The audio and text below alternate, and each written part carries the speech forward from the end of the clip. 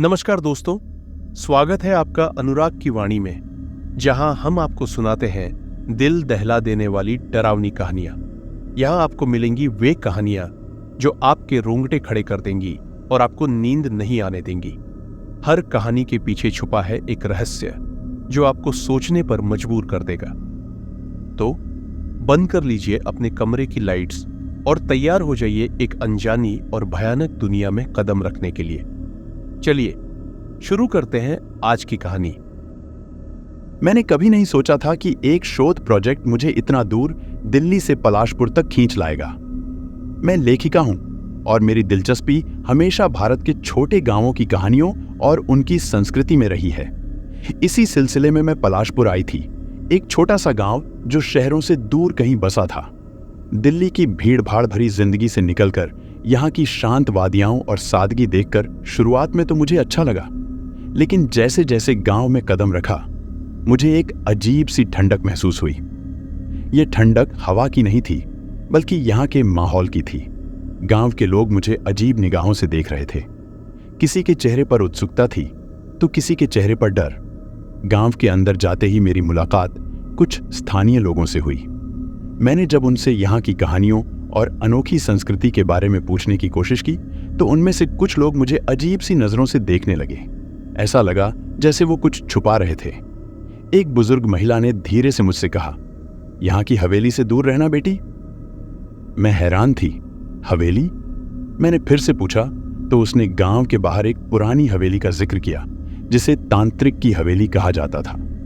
उसकी बातें सुनकर मेरी दिलचस्पी बढ़ गई। मैंने सोचा कि यह हवेली मेरे प्रोजेक्ट के लिए एक रोमांचक कहानी हो सकती है।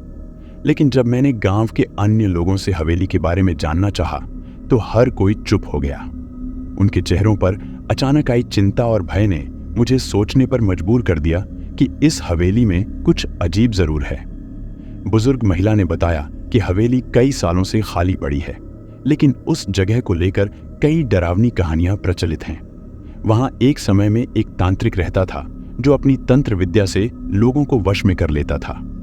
वो हवेली अब भी वहीं है, लेकिन गांव के लोग वहां जाने से कतराते हैं। उसे मनहूस हवेली भी कहा जाता है। यह सुनते ही मेरे अंदर एक सिहरन दौड़ गई, लेकिन मेरी जिज्ञासा और भी बढ़ गई थी। मैं सोचने लगी कि इस हवेली के पीछे क्या रहस्य छिपा हो सकता है। मैं चाहती थी कि इस जगह की पूरी कहानी सामने आए, क्योंकि मुझे यकीन था कि यहाँ कुछ ऐसा था जो मेरे प्रोजेक्ट को एक अनोखा मोड़ दे सकता था। शाम ढलने लगी थी और मैं अपने ठहरने की जगह पर लौट आई। मेरे मन में अब भी हवेली की बातें घूम रही थीं। उस रात जब मैं सोने गई तो अजीब सा बेचैनी महसूस होने लगी। जैसे ही मेरी आंखें बंद हुईं, मुझे एक अजीब सपना आने लगा। मैं एक अंधेरी जगह पर खड़ी थी जहां चारों ओर धुंध हल्का था। अचानक धुंध के बीच से एक तांत्रिक बाबा सामने आया। उसकी आंखों में अजीब सी चमक थी और उसकी उपस्थिति इतनी शक्तिशाली थी कि मैं चाहकर भी उससे नजरें नहीं हटा पाई। उसने मुझे घूरते हुए कुछ मंत्र पढ़े और उसकी ओर मेरे पैर खुद ब खुद खींचने लगे। मेरे शरीर पर अजीब सा बोझ महसूस होने लगा, मानो मैं उसकी तंत्र शक्तियों के वश में आ रही हूं। तभी मैं अचानक डर से जाग गई। मेरी सांसें तेज हो रही थीं और माथे पर पसीना था। सपने का असर इतना सजीव था कि कुछ क्षणों के लिए मैं यह समझ ही नहीं पाई कि मैं जाग चुकी हूं या अब भी सपना देख रही हूं। मैंने बिस्तर से उठकर चारों तरफ देखा। सब कुछ सामान्य था, लेकिन मेरा दिल तेजी से धड़क रहा था। यह सपना केवल एक सपना था या कुछ और। गांव में मेरे आने के कुछ दिन बाद मेरी मुलाकात एक बुजुर्ग व्यक्ति से हुई। उसकी उम्र 80 के करीब होगी, मगर उसकी आंखों में कुछ ऐसा था जो मुझे खींचता था। वह शायद जानता था कि मैं हवेली के बारे में जानने के लिए बेचैन थी। उसने मेरी ओर गंभीर नजरों से देखा और धीमे स्वर में कहा, बेटी, उस हवेली से दूर रहना। वहां जाने वाले लोग कभी वापस नहीं आए। उसकी चेतावनी ने मुझे कुछ पल के लिए सोचने पर मजबूर कर दिया, लेकिन फिर भी मैं जानना चाहती थी कि आखिर यह हवेली इतनी खतरनाक क्यों मानी जाती है। उसने आगे बताया, वह हवेली कभी नारायण बाबा की थी। बाबा तंत्र विद्या में इतना निपुण था कि उसने अपनी शक्तियों से आधे गांव को अपने वश में कर लिया था। लोग उसकी पूजा करते थे, लेकिन उसकी विद्या का अंत भयावह था। वह मर गया, लेकिन उसके तंत्र का असर अब भी हवेली में महसूस होता है। बुजुर्ग व्यक्ति की बातें सुनकर मेरे भीतर डर और जिज्ञासा दोनों का मेल होने लगा।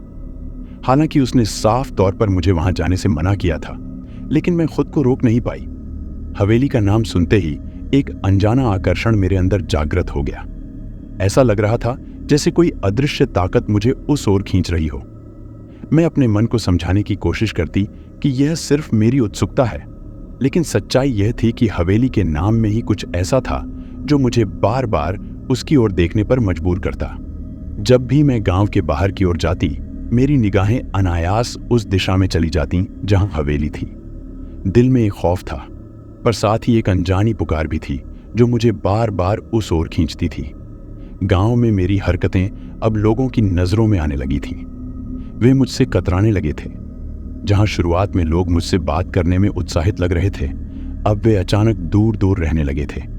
मैंने देखा कि जब भी मैं हवेली या तांत्रिक के बारे में सवाल पूछती, लोग या तो चुप हो जाते या फिर अचानक बात बदलने लगते।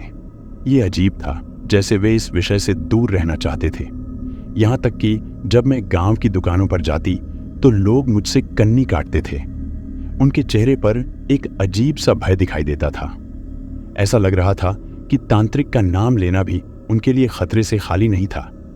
मैंने महसूस किया कि मैं इस गांव में एक अजनबी हो गई हूं, सिर्फ इसलिए क्योंकि मैं उस रहस्यमयी हवेली के बारे में जानना चाहती थी। चेतावनी और डर के बावजूद मैं एक दिन खुद को हवेली के पास जाने से रोक नहीं पाई। मैं दिन के उजाले में वहां पहुंची, लेकिन जैसे ही हवेली के पास पहुंची, मुझे एक अजीब सा एहसास हुआ। हवेली बहुत पुरानी और खंडहर हो चुकी थी, लेकिन उसके चारों ओर एक अजीब सा सन्नाटा पसरा हुआ था। वहां न कोई पेड़ की पत्तियां हिलती थीं, न कोई पक्षी चहकता था, जैसे पूरी हवेली को किसी अदृश्य शक्ति ने घेर रखा हो। मैंने कदम बढ़ाने की कोशिश की, लेकिन जैसे ही मैं हवेली के और करीब जाने लगी, मुझे अपने अंदर एक अदृश्य दबाव महसूस हुआ। ऐसा लगा जैसे कोई मुझे वहां से दूर धकेल रहा हो। मेरे पैरों में जकड़न और दिल में एक अजीब सी बेचैनी होने लगी। मैं जल्दी से पलटी और गांव की ओर दौड़ पड़ी, लेकिन उस हवेली के आसपास की वह अदृश्य शक्ति मुझे अब भी महसूस हो रही थी। उस रात जब मैं सोने गई तो पिछले सपने की तरह ही फिर से वही तांत्रिक मेरे सपने में आया, लेकिन इस बार वह और भी ज्यादा करीब था। उसकी आंखों में पहले से ज्यादा गहराई और कामुकता थी। मैंने महसूस किया कि वह मुझे अपनी ओर खींच रहा था और मैं चाहकर भी खुद को रोक नहीं पा रही थी। उसकी उपस्थिति में एक अजीब सा आकर्षण था। उसकी आंखों की चमक और उसके चेहरे पर वह रहस्यमयी मुस्कान मुझे असहज कर रही थी। उसने मुझे धीरे से बुलाया और मैं उसकी आवाज में डूबती चली गई।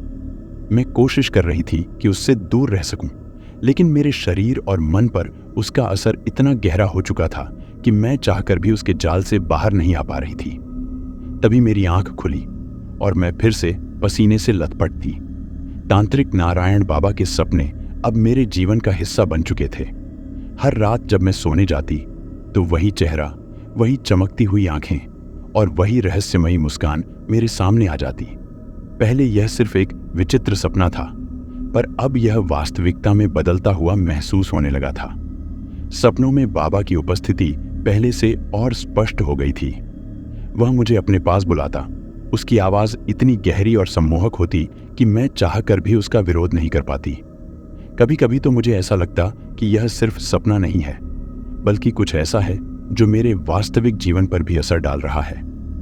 हर रात उसकी छवि मेरे मन में और गहराई से समा जाती और मैं धीरे धीरे उसके जाल में फंसती जा रही थी। एक सुबह जब मैं उठी तो मैंने अपने शरीर पर कुछ अजीब निशान देखे। मेरी कलाई और गर्दन के पास गहरे लाल रंग के निशान थे, जैसे किसी ने जोर से पकड़कर दबाया हो। मेरी सांसें तेज हो गईं और दिल की धड़कन भी बढ़ गई। ये निशान कहाँ से आए? क्या यह सिर्फ मेरे दिमाग का खेल था या सच में कुछ हो रहा था? मैं घबरा गई थी, लेकिन खुद को संभालते हुए मैंने इसे वहम मान लिया। शायद ये सपनों का असर था या फिर मैं बेवजह घबरा रही थी। मैंने खुद को समझाने की कोशिश की, लेकिन कहीं ना कहीं मेरे दिल में एक डर बैठ गया था कि यह सब सिर्फ सपना नहीं है। कुछ तो अजीब हो रहा था और मुझे समझ नहीं आ रहा था कि इसका सामना कैसे करूं। हवेली और तांत्रिक के बारे में मेरे अंदर उठ रहे सवालों के जवाब पाने के लिए मैं गांव के मंदिर गई। यह मंदिर गांव का सबसे पुराना स्थान था और वहां के पुजारी को लोग बहुत सम्मान की नजरों से देखते थे। मैंने पुजारी से अपनी परेशानी का जिक्र किया और उसने ध्यान से मेरी बातें सुनी। उसकी आंखों में गंभीरता आ गई और उसने मुझे बताया, नारायण बाबा सिर्फ एक तांत्रिक नहीं था, वह तंत्र विद्या में इतना प्रवीण था कि मरने के बाद भी उसकी आत्मा इस दुनिया में विचरण करती है। उसे अभी भी मरे हुए नहीं समझा जा सकता। उसकी आत्मा अब भी लोगों को अपने वश में करने की कोशिश करती है। यह सुनकर मेरी घबराहट और बढ़ गई। पुजारी ने मुझे चेतावनी दी कि तांत्रिक बाबा से दूर रहना ही बेहतर होगा, लेकिन मैं खुद को समझा नहीं पा रही थी कि आखिर वह मुझे क्यों बुला रहा है। पुजारी ने कहा, तुम पर उसकी नजर है, तुम्हें सावधान रहना होगा। पुजारी की बातों से भय और जिज्ञासा दोनों ही और बढ़ गए। मैं खुद को रोक नहीं पाई और एक बार फिर हवेली के पास पहुंच गई। हवेली के चारों ओर वही घना सन्नाटा पसरा हुआ था, जैसे वह जगह किसी दूसरी दुनिया की हो। अचानक मेरी नजर हवेली के दरवाजे की ओर गई। मुझे वहां एक परछाई दिखाई दी। मेरा दिल धड़कने लगा, पर मैं वहीं खड़ी रही। परछाई धीरे धीरे स्पष्ट होने लगी और मैंने देखा कि वह नारायण बाबा था। उसकी आंखों में वही चमक और मुस्कुराहट थी जो मेरे सपनों में दिखाई देती थी। इस बार यह सपना नहीं था, वह मेरी ओर देख रहा था और उसकी आंखों में एक ऐसा सम्मोहन था कि मैं चाहकर भी अपनी नजरों को हटा नहीं पाई। वह मुस्कुराया और मुझे अपने पास बुलाने का इशारा किया। मेरे पैर खुद ब खुद उसकी ओर बढ़ने लगे, लेकिन अचानक मुझे किसी अनजान ताकत ने रोक लिया। मुझे लगा कि मैं आगे नहीं बढ़ सकती। यह अदृश्य शक्ति मुझे वहां से दूर धकेल रही थी। मैं किसी तरह खुद को संभाल कर वहां से भागी। हवेली से वापस लौटते समय मुझे बार बार ऐसा लग रहा था जैसे कोई मुझे देख रहा है।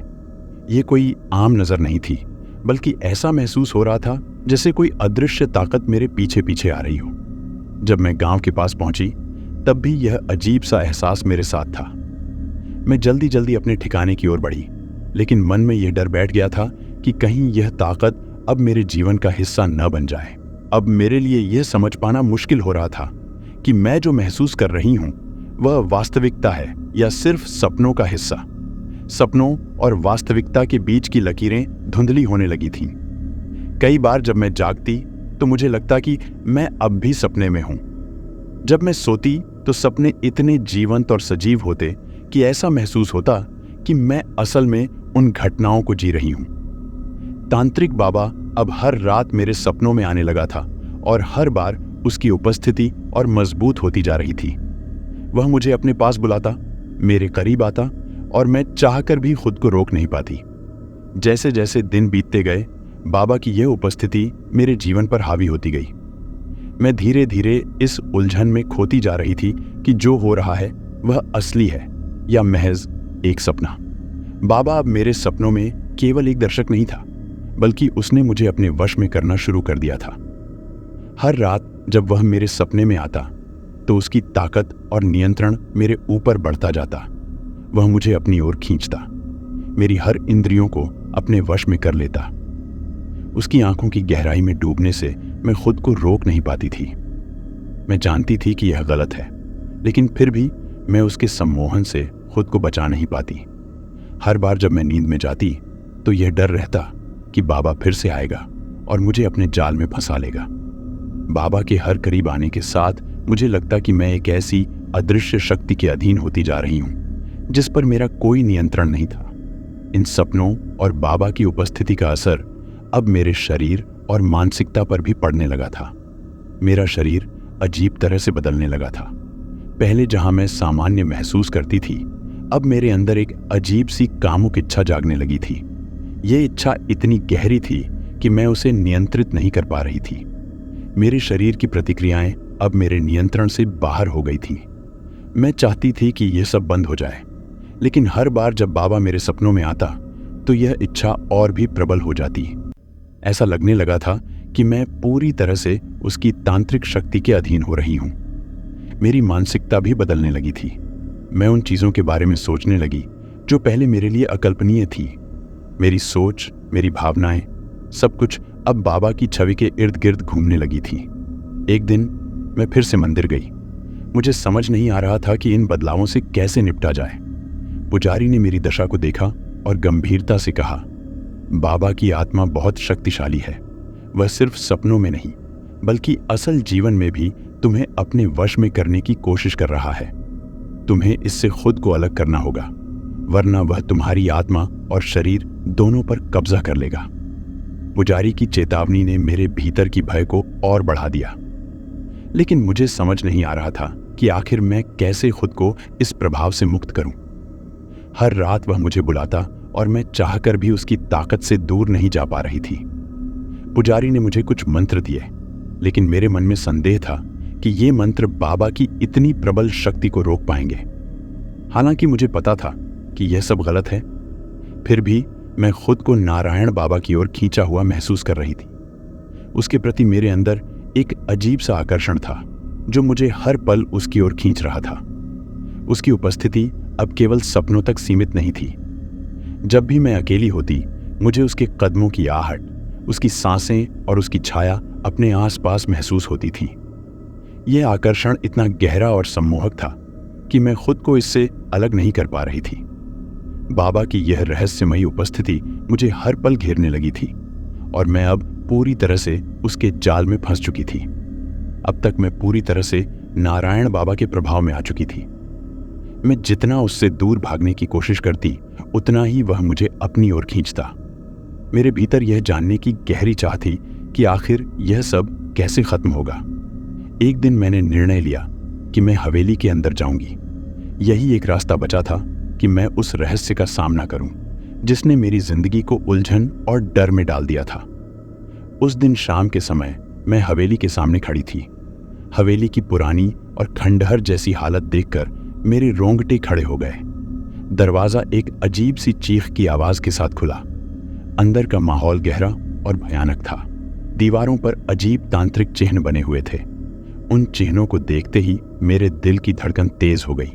हवेली की हर दीवार पर लाल रंग से बने प्रतीक और अनजाने शब्द लिखे हुए थे। जैसे ही मैंने कदम आगे बढ़ाया, मुझे लगा कि हवेली मुझे निगल रही हो। मैं हवेली के अंदर धीरे धीरे बढ़ती रही और अचानक मेरे सामने वही तांत्रिक बाबा प्रकट हुआ। उसकी आंखों में वही सम्मोहक चमक थी जो मुझे हर सपने में दिखाई देती थी। लेकिन इस बार वह सपना नहीं था, वह मेरे सामने हकीकत में था। उसके चेहरे पर एक रहस्यमयी मुस्कान थी। तुम्हारा इंतजार था, साक्षी, उसने धीमी और गहरी आवाज में कहा। मेरे पैर जमीन में जड़ गए थे। मैं चाहकर भी हिल नहीं पा रही थी। बाबा ने हवेली के बीच में एक गोलाकार अनुष्ठान स्थल बनाया हुआ था। चारों ओर मोमबत्तियां जल रही थीं और कुछ अजीब तरह के जड़ी बूटियों की खुशबू हवा में फैली हुई थी। वह मुझे अपने अनुष्ठान का हिस्सा बनाने के लिए तैयार था। उसकी आंखों में एक अजीब सी भूख थी, जैसे वह मेरी आत्मा को निगलने का इंतजार कर रहा हो। मैं पूरी तरह से बाबा के वश में थी। उसने मेरे चारों ओर अपना तंत्र मंत्र शुरू कर दिया। उसके मंत्रों की गूंज हवेली की दीवारों से टकरा रही थी। बाबा ने मुझे अपनी ओर खींचा और मैं खुद को रोक नहीं पाई। वह मेरे सामने खड़ा होकर कुछ रहस्यमयी मंत्र पढ़ने लगा और मैंने देखा कि मेरी इंद्रियां उसके वश में जा रही थी। मेरे शरीर में एक अजीब सी गर्मी फैलने लगी थी। हर मंत्र के साथ मैं बाबा के और करीब महसूस करने लगी। वह तांत्रिक विद्या और कामुकता का अद्भुत मेल था जिसमें मैं फंसती जा रही थी। बाबा ने एक कामुक तंत्र मंत्र अनुष्ठान की शुरुआत की। मुझे महसूस हो रहा था कि मैं उसकी हर आज्ञा का पालन कर रही थी। मेरी आत्मा पर उसका पूरा अधिकार था। मेरी इच्छा शक्ति कमजोर पड़ने लगी थी और मैं चाहकर भी इस अनुष्ठान से बाहर नहीं आ पा रही थी। लेकिन अचानक मुझे एहसास हुआ कि यह सब मुझे अपने वश में करने के लिए किया जा रहा था। मैं समझ गई कि अगर मैंने खुद को नहीं बचाया तो मेरी आत्मा और शरीर दोनों ही नारायण बाबा के अधीन हो जाएंगे। मैंने अपने आप को बचाने की कोशिश की। मैंने मंत्रों के खिलाफ अपने अंदर की शक्ति को जगाने की कोशिश की, लेकिन जैसे ही मैंने हिलने का प्रयास किया, ऐसा लगा जैसे मेरी सारी शक्ति सूख गई हो। बाबा की शक्ति बहुत प्रबल थी। वह मुझे एक अदृश्य जाल में फंसाता जा रहा था जिससे निकलना अब लगभग असंभव हो गया था। मैं जितना संघर्ष करती, उतनी ही गहराई में धंसती जा रही थी। जैसे ही अनुष्ठान अपने चरम पर पहुंचा। मैंने देखा कि बाबा की आंखों में एक अलग सी चमक थी। वह सिर्फ मुझे वश में नहीं करना चाहता था, बल्कि कुछ और भी था। मैं समझ गई कि वह सिर्फ मेरी आत्मा पर अधिकार नहीं करना चाहता, बल्कि यह अनुष्ठान उसे पुनः जीवित करने का तरीका था। यह सब इसलिए था ताकि वह मेरी आत्मा के माध्यम से अपनी खोई हुई ताकत को वापस पा सके। बाबा की योजना यह थी कि वह मेरे माध्यम से फिर से इस दुनिया में कदम रखे। अब मुझे समझ में आया कि वह हर रात सपनों में क्यों आता था और क्यों मुझे अपनी ओर खींचता था। यह सब उसकी आत्मा को पुनः जीवन देने की योजना का हिस्सा था। अब मुझे सिर्फ एक ही रास्ता दिखाई दिया, किसी भी तरह खुद को बचाना। लेकिन मैं जानती थी कि यह इतना आसान नहीं होगा। हवेली से वापस आने के बाद मेरी हालत बहुत खराब थी। बाबा का जाल इतना शक्तिशाली था कि मैं चाहकर भी उससे पूरी तरह से मुक्त नहीं हो पा रही थी। लेकिन मुझे यह समझ आ चुका था कि अगर मुझे खुद को बचाना है तो मुझे किसी ऐसे की मदद लेनी होगी जो तांत्रिक विद्या को समझता हो। मेरा पहला ख्याल उसी पुजारी का आया जिसने पहले भी मुझे चेतावनी दी थी। अगले दिन मैं लड़खड़ाते कदमों से मंदिर पहुंची। पुजारी मुझे देखकर ही समझ गए कि हालात अब गंभीर हो चुके हैं। तुमने हवेली में प्रवेश किया है, उन्होंने गंभीर स्वर में कहा। मैंने धीरे धीरे उन्हें सारी बातें बताईं, बाबा के अनुष्ठान, सपनों का प्रभाव और वह भयावह आकर्षण जो मुझे उसकी ओर खींचता जा रहा था। पुजारी ने मेरी बातें ध्यान से सुनी और फिर गहरी सांस लेकर बोले, अब समय आ गया है कि तुम अपनी आत्मा की पूरी शक्ति का इस्तेमाल करो। पुजारी ने मुझे एक विशेष मंत्र सिखाया जो बाबा की तांत्रिक शक्ति को कमजोर कर सकता था। इसके साथ ही उन्होंने मुझे एक अनुष्ठान बताया जो मुझे खुद को बाबा के प्रभाव से मुक्त करने में मदद करेगा। यह अनुष्ठान साधारण नहीं था, इसमें आत्मा और मन की पूरी शक्ति की जरूरत थी। उन्होंने कहा कि बाबा की शक्ति तभी खत्म होगी जब तुम अपनी आत्मा की ताकत को पहचानोगी और उसका इस्तेमाल करोगी। यह सुनकर मैं डरी हुई थी, लेकिन मुझे पता था कि अब यह लड़ाई सिर्फ मेरी नहीं थी, ये मेरी आत्मा और बाबा की ताकतों के बीच की लड़ाई थी और मुझे हर हाल में जीतना था। मैंने उस रात वही अनुष्ठान किया जो पुजारी ने मुझे सिखाया था। जैसे ही मैंने मंत्र पढ़ना शुरू किया, बाबा की उपस्थिति और भी प्रबल होती गई। मेरी आंखों के सामने उसकी छवि साफ साफ दिखाई दे रही थी।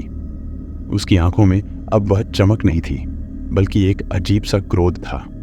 मैंने मंत्र का उच्चारण और तेज किया और तभी मुझे महसूस हुआ कि यह केवल एक बाहरी लड़ाई नहीं थी, यह एक मानसिक और आत्मिक संघर्ष था।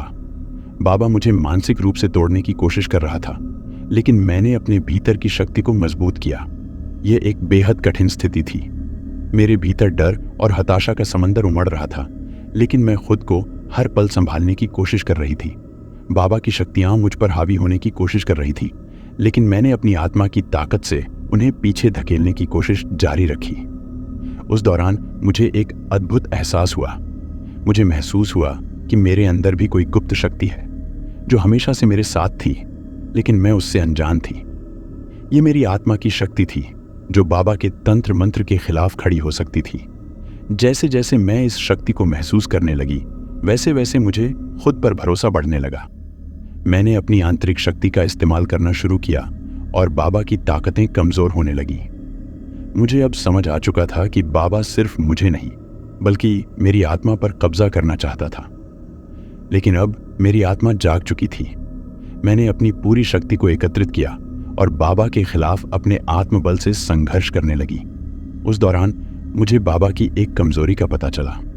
उसकी शक्ति उसकी आत्मा की संपूर्णता पर आधारित थी। जब तक वह पूरी तरह से मुझे अपने वश में नहीं कर लेता, तब तक उसका अनुष्ठान अधूरा था। यह उसकी सबसे बड़ी कमजोरी थी। मैंने इस पर ध्यान केंद्रित किया और बाबा के वश में जाने से खुद को रोका। मैंने अपने आत्मबल का इस्तेमाल किया और धीरे धीरे बाबा की शक्ति को कमजोर करना शुरू किया। बाबा की आंखों में अब डर की झलक थी, जो उसने शायद पहली बार महसूस किया था।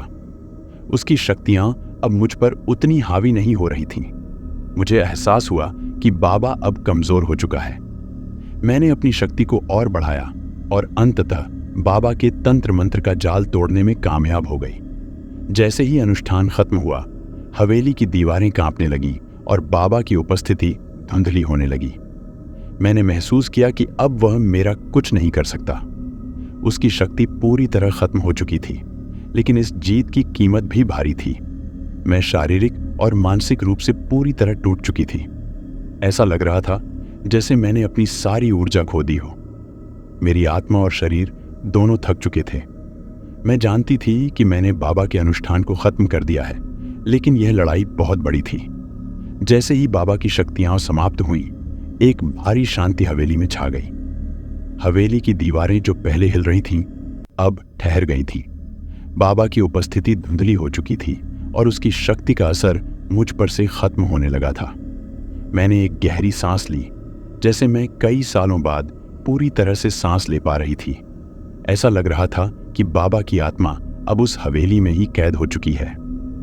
उसकी ताकत हमेशा के लिए खत्म हो चुकी थी और मैं अब उससे पूरी तरह मुक्त हो चुकी थी।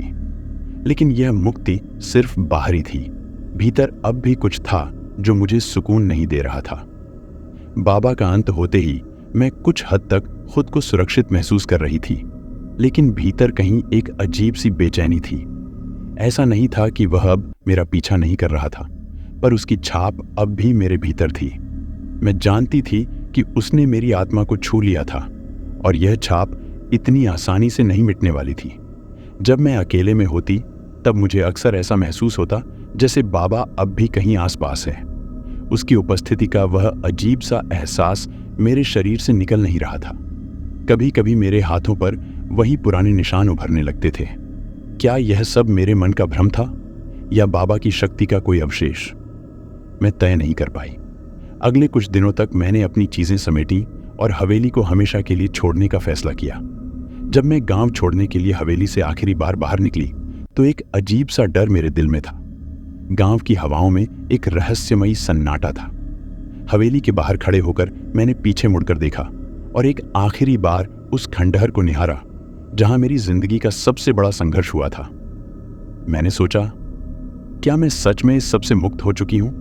हवेली से विदाई लेना आसान नहीं था, क्योंकि वहां से भले ही मैंने अपने शरीर को बाहर निकाल लिया हो, पर मेरी आत्मा का कुछ हिस्सा वहीं रह गया था। यह सवाल मेरे भीतर था कि क्या मैं पूरी तरह बाबा के प्रभाव से बाहर निकल पाई हूं?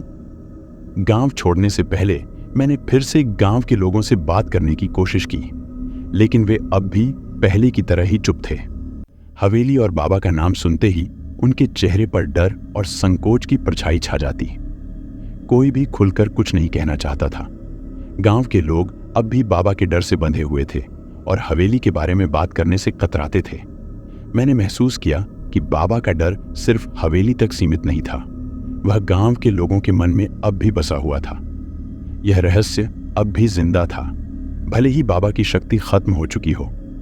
यह कहानी अब भी अधूरी थी और मुझे यह बात परेशान कर रही थी। जब मैंने गांव को अलविदा कहा, तो मुझे एक अजीब सा सुकून और डर दोनों महसूस हुआ। मैं बाहर तो आ चुकी थी, लेकिन क्या सच में इस रहस्य से पूरी तरह मुक्त हो पाई हूं? रात को जब मैंने सोने की कोशिश की, तो मुझे पहली बार नींद जल्दी आई, लेकिन फिर वही हुआ जो हमेशा होता आया था। मैं सपनों में फिर से वापस उस हवेली में पहुंच गई। बाबा वहां खड़ा था, उसकी आंखों में वही चमक थी, लेकिन इस बार उसमें कुछ और था, कुछ और ज्यादा गहरा और डरावना। उसने मुझे देखा और उसकी आंखों से ऐसा लगा जैसे वह अब भी मुझे अपने जाल में फंसा सकता है। मैंने सपना देखकर जागते ही खुद को पसीने से तरबतर पाया। मेरा दिल जोर जोर से धड़क रहा था। अब मुझे यह साफ हो गया था कि यह कहानी यहां खत्म नहीं हुई थी। बाबा की आत्मा कहीं न कहीं अब भी मेरे साथ थी, मेरे आसपास घूम रही थी। शायद वह पूरी तरह से मुझसे कभी अलग नहीं हो पाएगा। तो यहाँ खत्म होती है आज की पहली कहानी। चलिए सुनते हैं आज की दूसरी कहानी। मेरा नाम काव्या है और मैं दिल्ली विश्वविद्यालय में नया दाखिला लेने आई हूं। विश्वविद्यालय के साथ साथ गर्ल्स हॉस्टल में भी मेरी नई जिंदगी शुरू हो रही थी। जब मैं हॉस्टल पहुंची तो सब कुछ नया और अजीब सा लग रहा था। मेरा कमरा काफी बड़ा और साफ था, लेकिन माहौल में एक अजीब सा सन्नाटा था। मेरे रूममेट्स से भी मुलाकात हुई। निधि और रिया दोनों काफी हंसमुख और मिलनसार लड़कियां थीं। मैंने तुरंत ही खुद को उनके साथ सहज महसूस किया। हालांकि शुरुआत में कुछ भी असामान्य नहीं लगा। परंतु इस हॉस्टल की पुरानी इमारत और उसकी ऊंची ऊंची दीवारें कुछ न कुछ छिपाए हुए प्रतीत हो रही थी। मेरी उम्मीद थी कि नई जगह पर सब कुछ सामान्य रहेगा, लेकिन जैसा मैंने सोचा था वैसा नहीं हुआ। शुरुआत तो बिल्कुल सही हुई थी, पर यह सिर्फ तूफान से पहले की शांति थी। पहले दिन से ही कुछ लड़कियों ने हॉस्टल के कमरा नंबर 302 के बारे में बातें शुरू कर दी। उन्होंने बताया कि उस कमरे का आखिरी बिस्तर सालों से खाली पड़ा है। कोई भी लड़की वहां सोने की हिम्मत नहीं करती, क्योंकि जो भी वहां सोने जाता है उसके साथ कुछ न कुछ अजीब घटनाएं घटती है। ये बातें सुनकर मेरी जिज्ञासा और भी बढ़ गई। निधि ने मुझे खास तौर पर चेतावनी दी कि उस कमरे के पास मत जाना, और अगर गलती से भी उस आखिरी बिस्तर के पास पहुंच जाओ तो वापस लौट आना। मैं उस समय उसकी बातों को मजाक में ले रही थी, लेकिन उसने गंभीरता से कहा, यह कोई मजाक नहीं है काव्या, वहां सच में कुछ है। निधि की ये बातें सुनकर मेरे दिमाग में कई सवाल उठने लगे। आखिर ऐसा क्या है उस कमरे में जो लोग उससे दूर रहते हैं? जैसे जैसे दिन बीतते गए, मैंने और भी लड़कियों से इस कमरे के बारे में सुना। कुछ ने बताया कि कई साल पहले एक लड़की उस आखिरी बिस्तर पर सोने के बाद अचानक गायब हो गई थी। हॉस्टल प्रशासन ने इसे दबाने की कोशिश की, पर यह बात धीरे धीरे फैलती गई। कुछ लोग मानते हैं कि वह लड़की आत्महत्या कर चुकी थी, जबकि कुछ का कहना है कि उसे कोई अदृश्य शक्ति खींच कर ले गई। यह कहानी मुझे डरावनी लगी, लेकिन साथ ही मैं इसे और जानने के लिए बेचैन भी हो गई। मैं सोचने लगी कि आखिर इस कमरे के साथ ऐसा क्या है जो इसे इतना रहस्यमयी बनाता है। क्या वाकई वहां कुछ अलौकिक है, या यह सिर्फ लोगों की कल्पना है? जो भी हो, मैं इस रहस्य को सुलझाने की ठान चुकी थी। मैं उन सभी कहानियों से और भी ज्यादा उत्सुक हो गई थी। मेरी रूममेट्स और अन्य लड़कियां जितना मुझे उस कमरे से दूर रहने की सलाह देती, उतना ही मेरा वहां जाने का मन करता। मैं जानना चाहती थी कि आखिर वो कमरा इतना खास क्यों है। एक दिन निधि ने मुझसे कहा, काव्या, तुम बहुत जिज्ञासु हो, पर कभी कभी ये जिज्ञासा खतरनाक हो सकती है। लेकिन मैं इतनी आसानी से रुकने वाली नहीं थी। मेरी जिज्ञासा दिन प्रतिदिन बढ़ती जा रही थी, और अब मुझे उस कमरे के अंदर जाने से कोई नहीं रोक सकता था। मैंने सोचा कि जल्द ही मैं वहां जाऊंगी और खुद देखूंगी कि आखिर इस कमरे में ऐसा क्या छिपा हुआ है। शायद वहां जाने पर सच्चाई कुछ और ही हो। पहले ही दिन जब मैं सोने के लिए बिस्तर पर लेटी तो मुझे अजीब अजीब सी आवाजें सुनाई देने लगी। यह रात का समय था और हॉस्टल लगभग शांत था।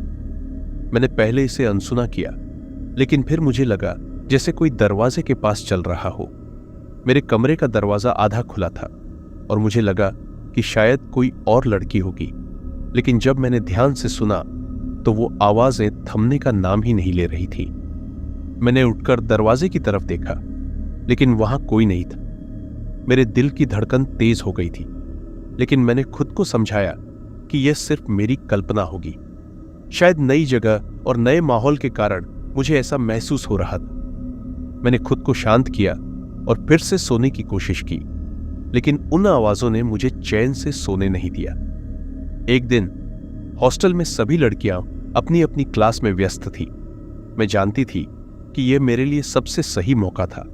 मैंने सोचा, अगर मुझे कमरा 302 देखना है तो यही वक्त सही है। हॉस्टल का माहौल बिल्कुल शांत था, जैसे उस कमरे के दरवाजे के पीछे कुछ छिपा हो जो मेरी प्रतीक्षा कर रहा हो। मेरे दिल की धड़कन तेज हो रही थी, लेकिन मेरे कदम कमरे की ओर बढ़ते जा रहे थे। जब मैंने कमरे का दरवाजा खोला तो भीतर का अंधेरा मुझे अपनी ओर खींचने लगा। कमरा बिल्कुल खाली था, लेकिन वहां की चुप्पी बहुत कुछ कह रही थी। कमरे के अंदर जाते ही एक अजीब सी ठंडक ने मुझे घेर लिया। मैंने धीरे धीरे कदम बढ़ाते हुए कमरे के अंदर प्रवेश किया और महसूस किया कि जैसे कोई मुझे देख रहा हो। वो दरवाजा जो मैंने हल्के से खोला था, अब जैसे अचानक भारी हो गया हो। मेरे कदमों की आवाज उस कमरे की चुप्पी में गूंज रही थी और मेरे भीतर का डर धीरे धीरे बढ़ने लगा था। जैसे ही मैंने कमरे के अंदर कदम रखा, मुझे एक अजीब सा भारीपन महसूस हुआ। वहां की हवा बाकी कमरों से बिल्कुल अलग थी, जैसे वहां एक अदृश्य बोझ था जो मेरे कंधों पर आकर टिक गया हो। उस कमरे की दीवारें भी कुछ कह रही थी, लेकिन वह भाषा मुझे समझ नहीं आ रही थी। मुझे ऐसा लगने लगा कि जैसे यह कमरा सिर्फ एक कमरा नहीं है, बल्कि किसी और दुनिया का दरवाजा है। मैंने अपने आसपास देखा, सब कुछ सामान्य दिख रहा था, लेकिन कुछ ऐसा था जो असामान्य था। वहां की हवा ठंडी थी, लेकिन साथ ही उसमें एक अजीब सी घुटन भी। ऐसा लगा जैसे कमरे की हर चीज मुझ पर नजर रख रही हो। मेरा दिल जोर जोर से धड़कने लगा था। मैंने खुद को समझाने की कोशिश की कि यह सब मेरी कल्पना है, लेकिन वो अनुभूति इतनी सच्ची थी कि मैं खुद को शांत नहीं कर पाई। कमरे के बीचों बीच रखे आखिरी बिस्तर की तरफ मेरा ध्यान गया। ऐसा लगा जैसे वो बिस्तर मुझसे कुछ कहना चाहता हो, जैसे किसी ने मुझे वहां जाने के लिए बुलाया हो। मैं चाहकर भी उस बिस्तर से अपनी नजरें हटा नहीं पाई। बिस्तर के पास जाकर खड़ा होते ही एक अजीब सा खिंचाव महसूस हुआ, जैसे कोई अदृश्य शक्ति मुझे खींच रही हो। मेरे कदम खुद ब खुद बिस्तर की तरफ बढ़ रहे थे। मैं बिस्तर के पास बैठ गई और अचानक मेरे शरीर में एक अजीब सी सिहरन दौड़ गई। उस बिस्तर को छूते ही मुझे ऐसा महसूस हुआ जैसे कोई अदृश्य हाथ मुझे पकड़ रहा हो। बिस्तर की चादरें बेजान थीं, लेकिन उनमें कुछ ऐसा था जो मुझे बेचैन कर रहा था। बिस्तर से उठने की कोशिश करने पर भी मैं वहां से हट नहीं पाई। बिस्तर के नीचे मेरी नजर पड़ी, जहां एक पुरानी डायरी रखी हुई थी। डायरी पर धूल जमी थी, जैसे सालों से किसी ने उसे छुआ भी ना हो। मैंने डायरी उठाई और उसके पहले पन्ने को पलटा। यह डायरी उस लड़की की थी जिसका जिक्र मैंने पहले हॉस्टल की कहानियों में सुना था। डायरी के हर पन्ने पर उसकी लिखावट थी, जो धीरे धीरे धुंधली होती जा रही थी। मेरी उंगलियां उस डायरी के पन्नों पर फिसलने लगी और मेरे दिमाग में कई सवाल उठने लगे। यह डायरी उस लड़की की थी जो अचानक गायब हो गई थी। मुझे उस लड़की के आखिरी दिनों के बारे में जानने की इच्छा होने लगी। मैंने डायरी को ध्यान से पढ़ना शुरू किया। पहले कुछ पन्नों में उसकी जिंदगी के बारे में बातें थी, उसके हॉस्टल के अनुभव, उसकी सहेलियां और उसकी दिनचर्या। लेकिन जैसे जैसे मैंने आगे पढ़ा, डायरी में अजीब बातें लिखी हुई मिली। वह बार बार एक जिन्न का जिक्र करती थी जो रात में उसके सपनों में आता था और उसे डराता था। उसकी लिखावट से साफ था कि वह बहुत डरी हुई थी। एक पन्ने पर लिखा था, वो जिन्न मेरे कमरे में हर रात आता है। मैं उससे दूर भागने की कोशिश करती हूं, लेकिन वह मुझे ढूंढ लेता है। यह बिस्तर उसकी गिरफ्त में है। यह पढ़कर मेरी रूह कांप गई। उसके शब्दों में डर साफ झलक रहा था। डायरी के पन्ने जैसे जैसे पलटते गए, वैसे वैसे मेरे दिल की धड़कन बढ़ती गई।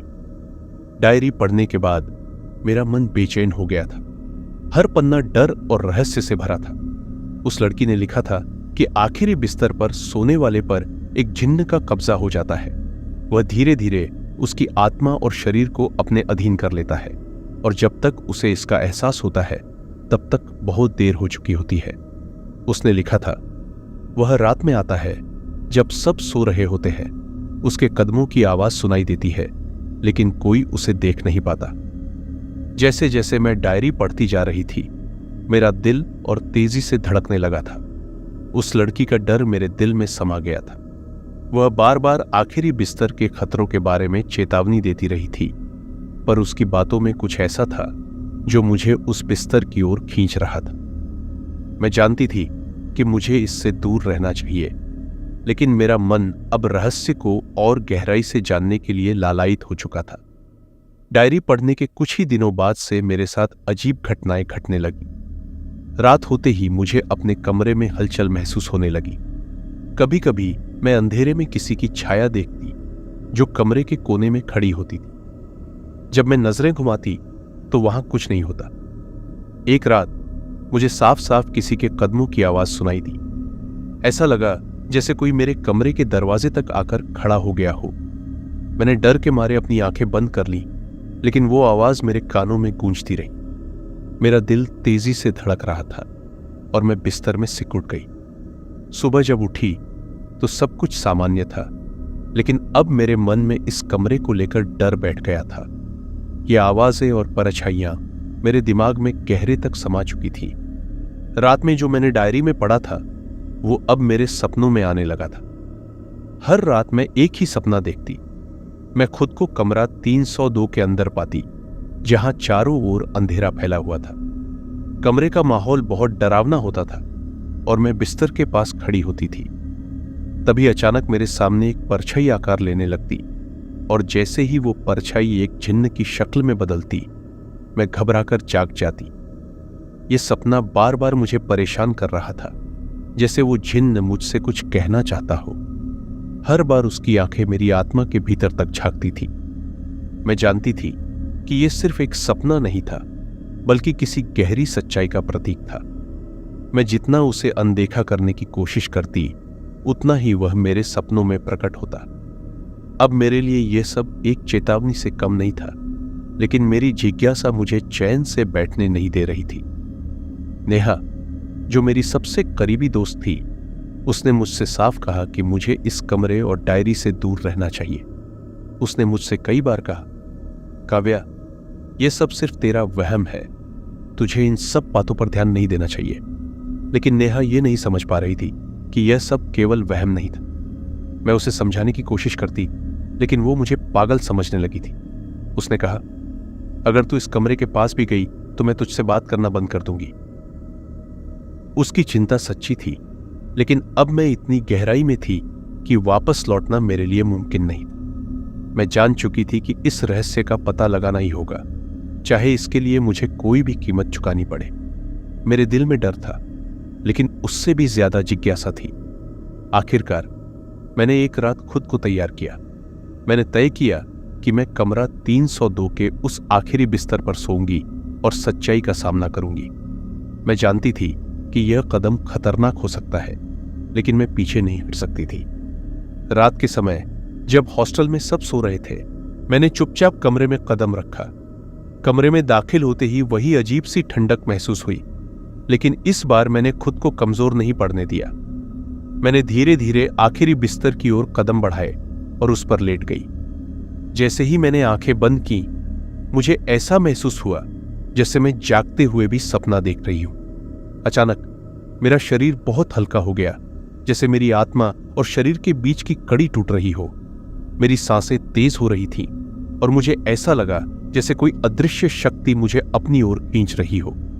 जैसे ही मेरी आत्मा और शरीर अलग हुए, मैंने खुद को एक अंधेरी ठंडी दुनिया में पाया। चारों ओर घना अंधेरा था और एक अजीब सन्नाटा फैला हुआ था। यह जगह किसी सपने जैसी नहीं थी, बल्कि हकीकत थी। मेरे पैरों तले जमीन नहीं थी, लेकिन मैं किसी अदृश्य शक्ति के सहारे खड़ी थी। अचानक मेरे सामने एक परछाई आकार लेने लगी और उस परछाई से एक काली आकृति प्रकट हुई। उसकी आंखें लाल थी और उसके चेहरे पर एक डरावनी मुस्कान थी। मैंने समझ लिया कि यह वही जिन्न था जिसके बारे में डायरी में लिखा था। उसकी उपस्थिति से मैं कांप उठी, लेकिन मैंने खुद को संभालने की कोशिश की। उसकी आवाज गूंजते हुए आई, आखिरी बिस्तर पर सोने का ये इनाम है, तुम्हारी आत्मा अब मेरी है। मैं डर से कांप गई, लेकिन मेरी आवाज जैसे बंद हो गई थी। मैं वहां अकेली खड़ी थी और अब मुझे इस रहस्य का सामना करना ही था। जिन्न की उपस्थिति ही डरावनी थी, लेकिन उसने जो कहा वो और भी भयानक था। उसने कहा, मैं तुझे वापस जाने का एक मौका दे सकता हूं, लेकिन इसके बदले तुझे मेरी एक शर्त माननी होगी। मैंने घबराकर पूछा, कौन सी शर्त? उसने धीरे से जवाब दिया, तुझे किसी और की आत्मा यहां लानी होगी। तुझे किसी को आखिरी बिस्तर पर सोने के लिए तैयार करना होगा, ताकि मैं उसकी आत्मा को ले सकूं। मेरे भीतर डर की लहर दौड़ गई। क्या मैं किसी और की जान को खतरे में डाल सकती हूं? क्या मैं किसी को इस जाल में फंसा सकती हूं? मैंने उसे कोई जवाब नहीं दिया, लेकिन मेरे मन में सवालों का बवंडर उठ चुका था। मैं जानती थी कि यह शर्त मानना मेरी आत्मा के खिलाफ था, लेकिन जिन्न की बातें मेरे दिल में डर पैदा कर रही थी। जिन्न ने आगे कहा, वह लड़की जिसकी डायरी तुझे मिली थी, उसने भी यही गलती की थी। उसने मेरी शर्त मानने से इनकार किया और इसीलिए वह यहां फंस गई। उसकी आत्मा अब भी इस दुनिया में भटक रही है और कभी वापस नहीं जा सकी। उसके ये शब्द मेरे दिल को चीरने लगे। अब मैं जान चुकी थी कि वह लड़की भी इसी रहस्यमयी दुनिया में खो गई थी और शायद अब कभी उसे मुक्ति नहीं मिल पाएगी। मैंने उसे महसूस किया जैसे उसकी भटकती आत्मा मेरे आसपास थी। मुझे समझ नहीं आ रहा था कि मैं क्या करूं। जिन्न की बातें सुनकर मेरी हिम्मत टूटने लगी, लेकिन मैं हार मानने को तैयार नहीं थी। मैं इस जगह से बाहर निकलने का रास्ता खोजना चाहती थी, लेकिन वह जिन्न मेरे रास्ते का सबसे बड़ा अवरोध था। मैंने जिन्न की शर्त सुनकर तुरंत मना कर दिया। मैं किसी और को इस नरक में नहीं फंसा सकती, मैंने गुस्से और डर के मिश्रण में कहा। जिन्न की आंखें चमक उठीं और उसने एक भयानक हंसी के साथ कहा, तूने अपनी आत्मा का फैसला कर लिया है, अब तुझे यहां हमेशा के लिए रहना होगा। उसकी आवाज जैसे मेरे कानों में गूंजने लगी। मैंने अपनी पूरी ताकत लगाई और उस डरावनी दुनिया से बाहर निकलने की कोशिश की। मैं भागने लगी, लेकिन चारों ओर अंधेरा था और मुझे कहीं कोई रास्ता नहीं दिख रहा था। जैसे ही मैं आगे बढ़ती, जिन्न की आवाज मेरे पीछे आती रहती। मेरी हर कोशिश नाकाम होती दिख रही थी, लेकिन मैंने हार मानने से इनकार कर दिया था। मैं जानती थी कि अगर मैंने यहां रुकने का एक भी पल गंवाया तो मेरी आत्मा भी इस दुनिया में फंस जाएगी। जिन्न ने मुझे आखिरी चेतावनी दी, तेरे पास ज्यादा वक्त नहीं है। अगर तूने जल्दी से इस दुनिया से बाहर निकलने का तरीका नहीं ढूंढा तो तेरी आत्मा हमेशा के लिए इस दुनिया में फंस जाएगी। मेरी धड़कनें और तेज हो गई। मुझे समझ नहीं आ रहा था कि यहां से बाहर निकलने का रास्ता कहां है। समय तेजी से भाग रहा था और मुझे हर गुजरते पल के साथ लग रहा था कि मैं इस दुनिया में और गहरे फंसती जा रही हूं। जिन्न की हंसी अब मेरे कानों में गूंज रही थी और उसके शब्द मेरी आत्मा को चीरते जा रहे थे। तेरा वक्त खत्म हो रहा है काव्या, उसने कहा। मैंने अपने चारों ओर देखा और एक आखिरी बार खुद को इस डरावनी दुनिया से निकालने की कोशिश करने का फैसला किया। जब मैं जिन्न की दुनिया से वापस लौटी तो मुझे महसूस हुआ कि कुछ भी वैसा नहीं था जैसा पहले था। हालांकि मैं हॉस्टल के उसी कमरे में थी, परंतु कुछ बदल चुका था। कमरे का माहौल भारी और दबावपूर्ण था। मेरी सांसें तेज थीं और दिल की धड़कनें असामान्य रूप से बढ़ी हुई थीं। जैसे जैसे मैं खुद को संभालने की कोशिश कर रही थी, मुझे एहसास हुआ कि जिन्न ने मुझे यूं ही वापस नहीं छोड़ा। वह अब भी मेरे आसपास था, उसकी छाया मेरे हर कदम पर थी। कमरा वैसे ही था, लेकिन जब मैं दरवाजे से बाहर निकली तो हॉस्टल की गलियां भी मुझे अजनबी लगने लगी। हर जगह एक अजीब सा डर फैला हुआ था, जैसे कुछ गलत होने वाला था। मेरे कदम अब बोझिल हो रहे थे और मुझे महसूस हो रहा था कि यह जिन्न का खेल था।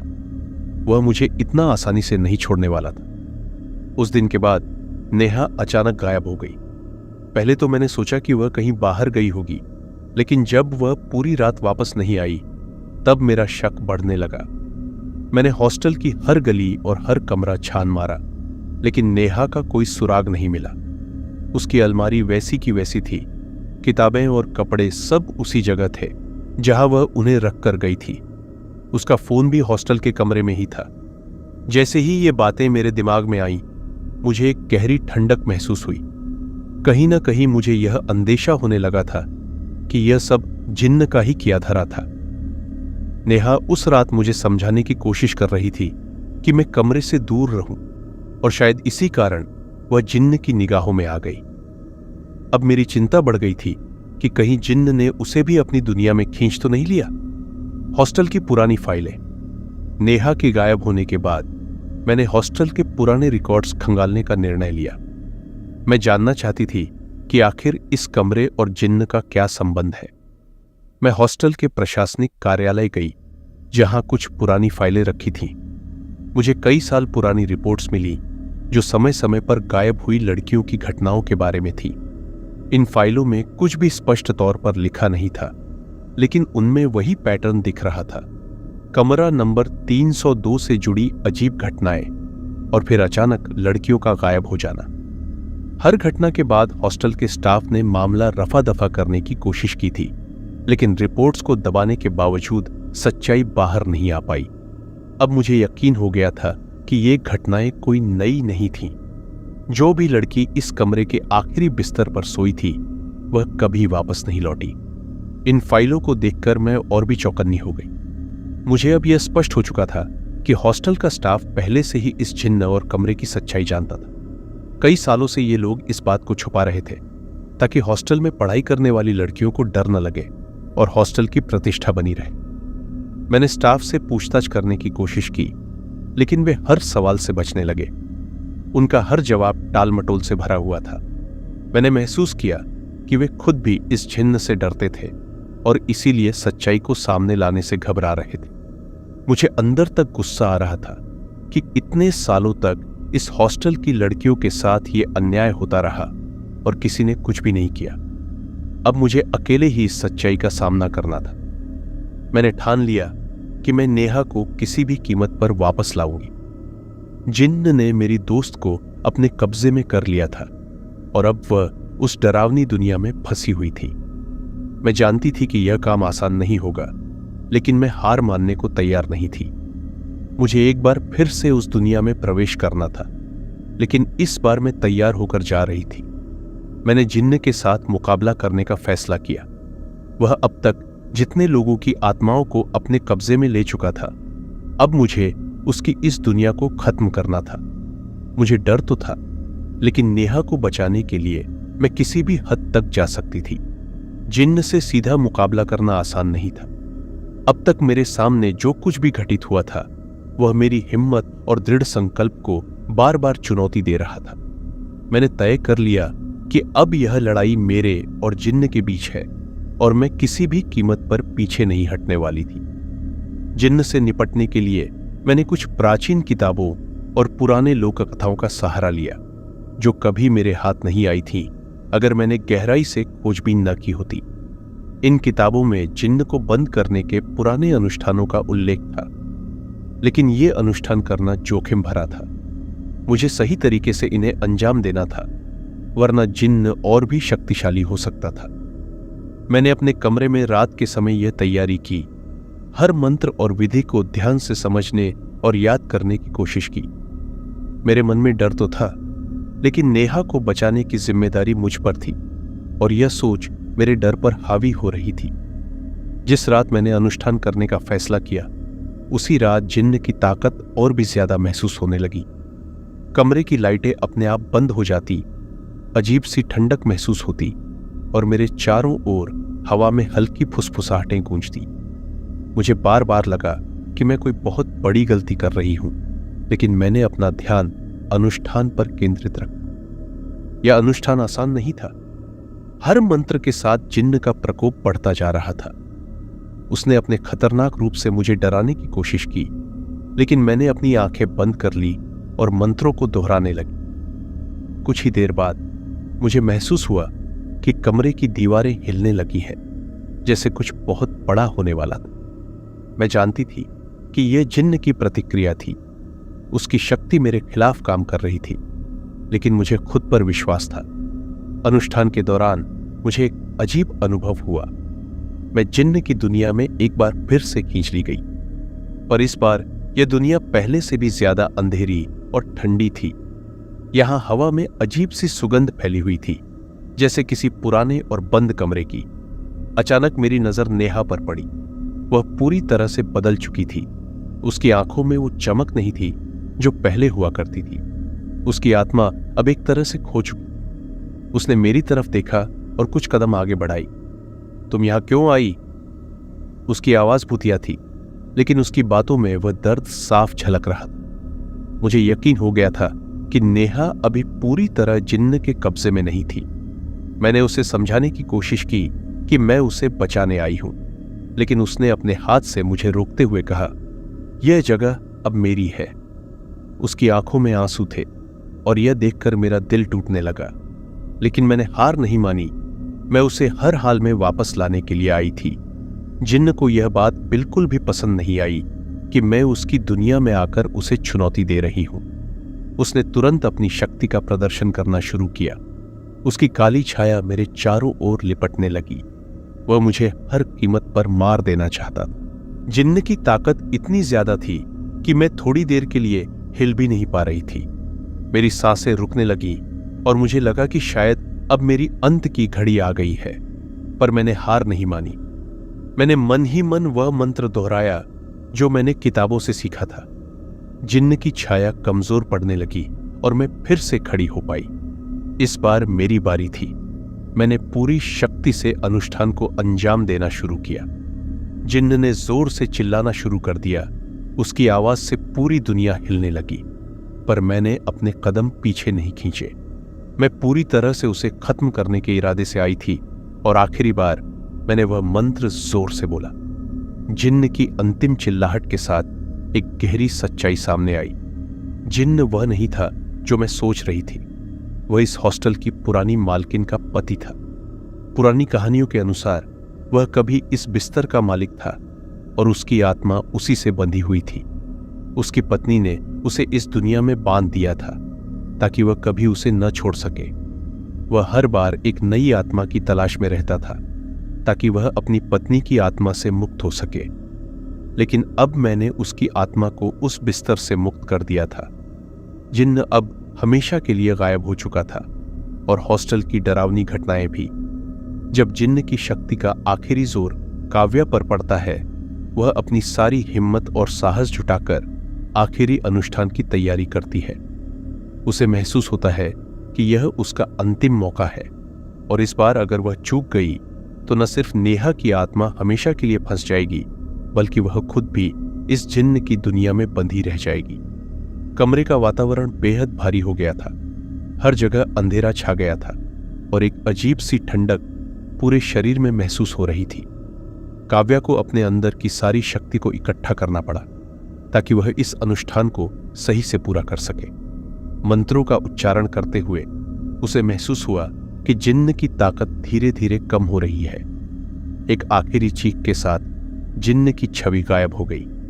उसने अपनी आत्मा को उस दुनिया से मुक्त कर दिया था जो इस बिस्तर से सदियों से बंधी हुई थी। वह अब आजाद था और हॉस्टल पर जिन्न का साया खत्म हो चुका था। जिन्न के गायब होते ही काव्या की नजर नेहा की ओर गई। उसकी आंखें धीरे धीरे खुलने लगी, जैसे कोई गहरी नींद से जाग रहा हो। नेहा की आत्मा, जो अब तक जिन्न की दुनिया में कैद थी, वापस लौट आई थी। काव्या को यकीन ही नहीं हो रहा था कि उसका यह प्रयास सफल हुआ है। नेहा के चेहरे पर हल्की मुस्कान थी, लेकिन उसके शरीर पर कमजोरी साफ दिखाई दे रही थी। उसे धीरे धीरे याद आने लगा कि वह कैसे इस जिन्न की दुनिया में फंसी थी। काव्या ने उसे गले लगाया। उसकी आंखों में आंसू थे। यह उनके लिए एक नया जीवन था, एक नया मौका। नेहा को देखकर काव्या को अपनी मेहनत पर गर्व हुआ। उसने जो किया था वह किसी के लिए भी आसान नहीं था। नेहा की आत्मा वापस आ चुकी थी और वह जीवित हो उठी थी। इस अनुष्ठान के बाद हॉस्टल में धीरे धीरे सब कुछ सामान्य होने लगा। अब वहां कोई अजीब आहटें नहीं थीं, न ही किसी को कमरे में ठंडी हवाएं महसूस होती थीं, खासकर कमरा नंबर 302, जहां अब वह आखिरी बिस्तर बिल्कुल सामान्य लग रहा था। काव्या को यकीन था कि इस बिस्तर का डर अब हमेशा के लिए खत्म हो चुका है। हॉस्टल में रहने वाली बाकी लड़कियां भी इस बदलाव को महसूस कर रही थी। पहले जो डर और अजीब घटनाएं होती थी, वे अब कहीं गायब हो चुकी थी। ऐसा लगा जैसे हॉस्टल की इमारत अब सच में शांति से भरी हुई है। काव्या भी धीरे धीरे खुद को उस डरावने अनुभव से बाहर निकालने की कोशिश कर रही थी। हालांकि जिन्न का खात्मा हो चुका था, लेकिन काव्या की मानसिक स्थिति अभी भी स्थिर नहीं थी। वह बार बार उन खतरनाक अनुभवों को याद करती थी जो उसने झेले थे। हर रात जब वह सोने जाती, उसे वह अजीब सी आहटें और जिन्न की छाया याद आने लगती थी। भले ही जिन्न हार चुका था, लेकिन काव्या के मन में उसकी छवि अभी भी ताजा थी। वह खुद को मानसिक रूप से कमजोर महसूस करने लगी थी। उसका जीवन अब सामान्य नहीं रहा था। उसे हर जगह जिन्न की उपस्थिति महसूस होती थी। हर बार जब वह अकेली होती, उसे लगता कि कहीं ना कहीं जिन्न अब भी उसका पीछा कर रहा है। वह जानती थी कि जिन्न खत्म हो चुका है, लेकिन उसका डर हमेशा के लिए उसके साथ रह गया था। कुछ दिनों बाद काव्या ने हॉस्टल छोड़ने का फैसला किया। उसने सोचा कि यह हॉस्टल और उससे जुड़ी सारी यादें पीछे छोड़ना ही उसके लिए बेहतर रहेगा। हॉस्टल से बाहर निकलते समय उसने एक आखिरी बार उस कमरे की ओर देखा जहां यह सब कुछ हुआ था। कमरे का दरवाजा अब खुला था और अंदर की हवा सामान्य लग रही थी, लेकिन जैसे ही वह हॉस्टल के दरवाजे तक पहुंची, उसे अचानक वही आहटें सुनाई दी। काव्या की सांसें रुक गई। वह धीरे धीरे पीछे मुड़ी और ध्यान से सुना। यह वही आवाज थी जो उसे पहले भी कई बार सुनाई दी थी। जैसे कोई अदृश्य शक्ति उसे बुला रही हो। उसकी रीढ़ में ठंडक दौड़ गई। क्या यह सच में खत्म हो चुका था या कुछ अभी भी बाकी था?